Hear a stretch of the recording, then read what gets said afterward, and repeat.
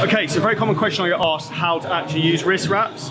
So these are from Tough Wraps, phenomenal piece of kit. So if you're using your back and you struggle with grip, I highly suggest using these. Now what you want to do is you want to have the tail part of the wrap follow your thumb, and when you wrap the wrap around the bar, you want to curve the grip, the tape almost in towards your hand, not away. So you want to wrap it around, twisting it in towards your hand, and then grip it hard. So example here.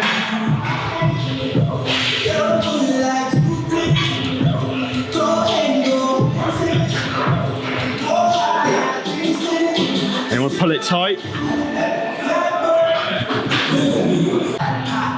And now instantly that's anchored me into that so much tighter. So it's taken all. So instantly I could almost not grip that with my hands. I could go open-handed with that and not even hold it, because all the weight is going directly into my wrist through the wrap. So if back training is your priority, not your forearms, I would highly suggest using wrist straps, bar straps. So these are considered from Tough Wraps. Code CJ10 to give you 10% off. Link is below.